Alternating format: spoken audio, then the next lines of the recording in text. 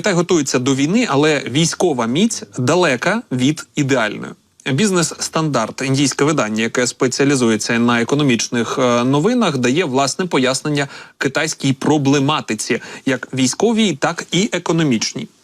Пишуть, що президент Китаю Сі Цзіньпінь протягом кількох місяців минулого року звільнив 2 міністрів оборони в рамках своєї розширеної програми з викорінення корупції в Збройних силах країни. Сі Цзіньпін та інші лідери Китайської Народної Республіки майже напевно стурбовані постійним впливом корупції на спроможність і надійність Народно-визвольної армії Китаю. Йдеться в нещодавно опублікованій оцінці розвідувального співтовариства Сполучених Штатів Америки. Пекін зосередиться на створенні повністю модернізованої національної оборони і Збройних сил до 2035 року і на тому, щоб НВАК стала армією світового класу до 2049 року. Йдеться в доповіді розвідки під назвою «Щорічна оцінка загроз» розвідувального співтовариства Сполучених Штатів Америки, опублікованій 11 березня. Тим часом Комуністична партія Китаю сподівається використати армію Китаю для захисту того, що вона вважає своєю суверенною територією, для утвердження своєї переваги в регіональних справах і для проєктування влади в глобальному масштабі. Йдеться в оцінці, опублікованій Офісом директора національної розвідки Сполучених Штатів. Однак оцінка вказує на те, що КНР зіткнеться зі значними труднощами у досягненні цих цілей. Цитую, лідери КНР майже напевно стурбовані триваючим впливом корупції на спроможність і надійність армії, судячи з чистки високопоставлених офіцерів, включаючи міністра оборони у 23-му році, йдеться у звіті розвідки.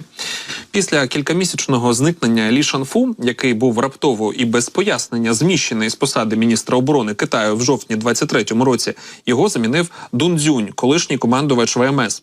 Після приходу до влади у 12-му році Сі розпочав широкомасштабну антикорупційну програму, однією з якої цілей була саме армія Китаю. Попередник міністра оборони Лі, який подав у відставку в березні 23-му році, також зник з поля зору громадськості в серпні того ж року. За даними Військово-морського інституту США, зникнення попередника Лі відбувалося на тлі розслідувань корупції в ракетних військах, ключовому підрозділі армії Китаю, який здійснює нагляд за тактичними і ядерними ракетами Китаю. Раніше попередник Лі, його звали Вей, був командувачем ракетних військ, а в березні 18-му році став міністром оборони Китаю. Агентство Reuters повідомило, що на запитання про місце знаходження Вея у серпні 23-му році речник Міністерства оборони Китаю відповів, що військові мають нульову толерантність до корупції і будуть розправлятися з кожним корумпованим чиновником. З 9 звільнень щонайменше 4 припадає на ракетні війська, а 2 – на департамент розвитку озброєння. Ці 9 офіцерів були відсторонені від своїх посад минулого року. У лютому 24-му році заявили, що ці 9 офіцерів підозрюються в порушенні дисципліни і закону, що, як пояснює South China Morning Post, зазвичай є ефемізмом для слова «корупція». Слідом за грудневими звільненнями у статті Bloomberg від 6 січня повідомлялося, що, за оцінками американської розвідки, корупція в ракетних військах Народно-визвольної армії Китаю спровокувала військову чистку. Розвідка США наводить такі приклади, як ракети, заправлені водою замість палива, і численні китайські ракетні шахти з несправними кришками, які можуть перешкоджати запуску ракет.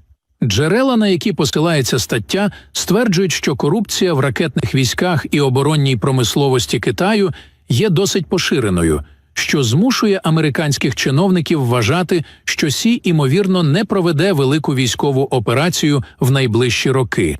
Однак Bloomberg застерігає, що не може самостійно підтвердити цю оцінку. Тож, згідно з оцінкою загроз, американська розвідка також вважає, що ще одним серйозним військовим викликом для Пекіна буде те, що Китаю бракує досвіду ведення бойових дій, що може послабити ефективність армії Китаю і зменшити готовність президента Сі ініціювати конфлікт.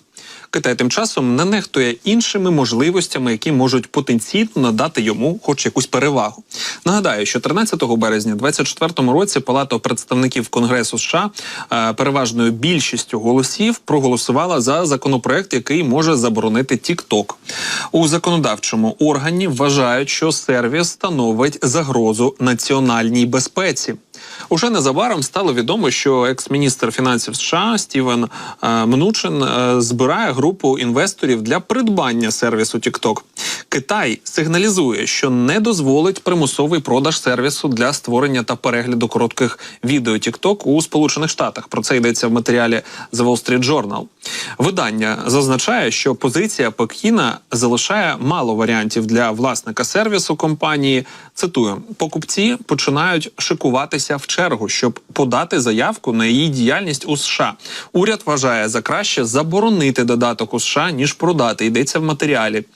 ЗМІ нагадує, що в Міністерстві торгівлі Китаю закликали американський уряд припинити необґрунтоване придушення роботи Тіктоку.